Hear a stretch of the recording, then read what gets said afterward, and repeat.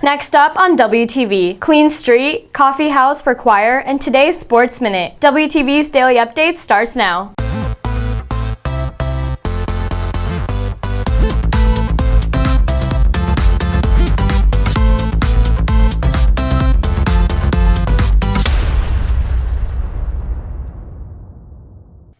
Good morning, Red Hawk Nation. Today is Thursday, April 19th, and I'm Neha Perumalla with another daily update brought to you by Wingspan TV. Two students led a discussion on gun reform yesterday during advisory. Here's the recap.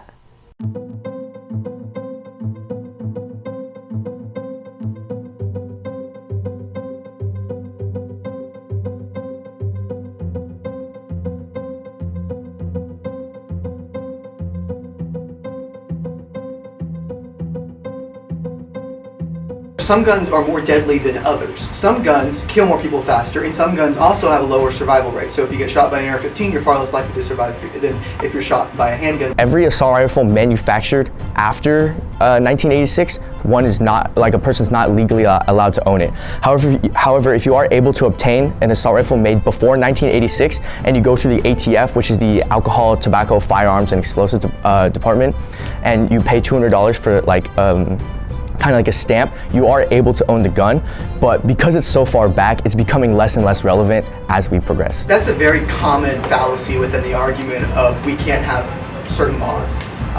As I referenced earlier, the 1986 automatic weapons ban, it worked.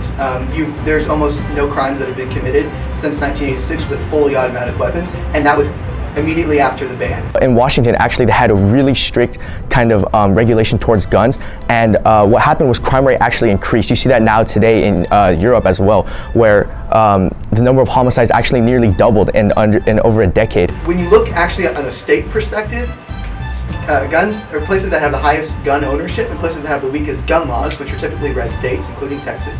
You'll find that there are higher gun death rates in those states than in, for example, New York State or California, states that have lower gun death rates than, for example, Alabama or Tennessee. From, I do believe it's 1993 to 2011, gun homicides have decreased as a whole, and so have mass shootings.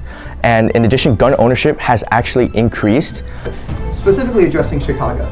Okay, this is a very important thing because I think there's a lot of misconceptions with Chicago. Chicago has illegal gun sales coming in from red states. So the majority of guns that were used in Chicago actually come in illegally from states where it's easy to purchase guns. And that's why we need federal legislation to address the issue and not just state or citywide legislation, because there's free movement between cities and states. If you were to ban guns, the biggest problem is black market. As we know with such as like drugs and alcohol, the moment that those were banned, they surged in the black market, and teenagers are able to circumvent laws that, laws such as Texas, where there's super strict laws on alcohol. They're still able to get their hands on such substances. Choir members are taking over the cafeteria tonight. WTV's Ashley Monahan has the details. The Coffee House Choir Concert is both a concert and a fundraiser for choir. Starting at 7 o'clock, the show will consist of choir's best group and individual talents, chosen after an audition process. The process of auditioning was a little stressful, but a little fun because I enjoy auditioning and singing. And then everyone's just very kind in the choir atmosphere, so everyone's pretty encouraging. For choir director Bruce Stevenson, tonight's concert is the chance to see and hear choir in a different light. Coffee House is our program Thursday night that our students are doing in the cafeteria at 7 o'clock. A program of more informal kind of pop music of their choices that they're singing. We'll have about 12 soloists singing in our show choir. Tickets are $5 at the door. We'll be sharing some cookies and coffee and just having a very nice informal opportunity to see our choir singers in a little bit different background and light. Reporting for Wingspan, I'm Ashley Monahan. Monday is Staff Development Day, which means no school for students. But rather than doing nothing, some students will be doing their part to clean the local environment. WTV's Luke Small has the details. A few years ago, Student Council adopted the section of Rollator from Independence to Coit. This means that they are responsible for keeping the street clean and picking up trash. With Sunday being Earth Day, Student Council and other volunteers will take advantage of not being in school and clean the street. Anybody at the school is welcome to wear green, meet at the 7-Eleven gas station at the corner of Rollator and Independence at 11 a.m., and move on to the surrounding area to pick up trash for the next hour. Students can also get into groups of up to 6 people, and the group with the heaviest bag will win a prize. Reporting for WTV, I'm Luke Small. The Writers Guild Club is getting ready for its annual literary magazine to be released later this year. WTV's Pranav Lada has the details on how students can still make submissions. Every year, the Writers Guild produces their original literary magazine called The Raven. The Raven consists of original short stories, poems, essays, and artworks which are submitted by students. Students will receive 0.5 volunteering hours for each submission, plus 1 more hour for each submission, which is published in the magazine. The Writers Guild will select which submissions to publish, and multiple submissions are allowed and highly encouraged. We're hoping kids will either submit like a poem that they've written or a short story or maybe an essay on something they either enjoy or something they have an opinion about, like school.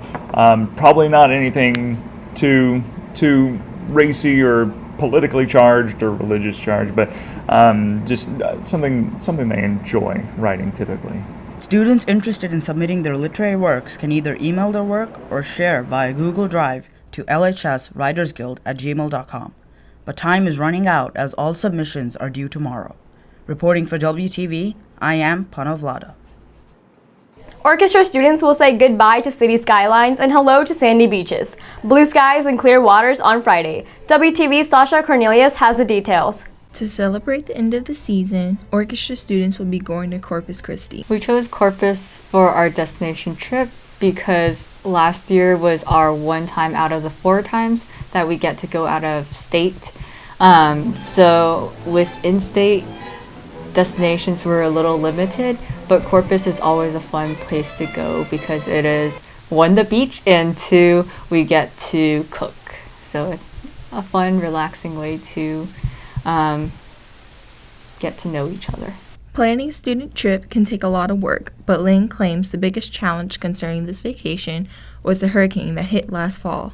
We didn't know if the condos would be open at the time, so when we were planning the trip, it took a couple months for us to make sure the trip was going to happen and then get students signed up. Reporting for WTV, this is Sasha Cornelius. Track and fields have an area meet today at Memorial Stadium. Here's today's Sports Minute. Those from track who placed higher than 4th in the district meet have moved on to the area meet today. In the district, the girls varsity team as a whole placed 3rd place with a score of 94, behind only Heritage and Wakeland, including a 1st place finish by junior Nisi Kambango in a high jump at 5 feet and 6 inches, as well as 1st place finish by senior Carrie Fish in the 1600 and 3200 meter. Other finishes came from Amelia Jaregi, who finished 4th in the 1600 and 3200 meter, and Adrian Taylor, who finished 3rd for discus. For the guys, junior Josh Birch was able to grab 3rd place in shot put and 1st in district, while the guys also grabbed 2nd for the 4x4 relay, but the team would only notch 5th as a team. All those who finished 4th or above will be competing in the meet today. Reporting for WTV, I'm Surya Ravichandran. If you're looking for more from Wingspan, you can follow us at Liberty Wingspan on Twitter, Instagram, and Facebook, and visit our award-winning website, libertywingspan.com. Please stay tuned for today's announcements. Track and fields have an area meet today at Memorial Stadium. Any student interested in becoming an athletic training student for the 2018-19 school year can come to the Fieldhouse training room to see either Coach Morton or Coach English no later than today, right after 4th period. Information and applications will be given to those students at that time. The choir program has a coffee house concert today at 7 in the cafeteria, featuring show choir and select soloists. Tickets are $5 at the door and coffee and snacks will be provided. Earth Day cleanup will be Monday from 11 to 12 at 7-Eleven on Rollator. That's it for today's Daily Update. This has been Neha Perumalla for Wingspan TV.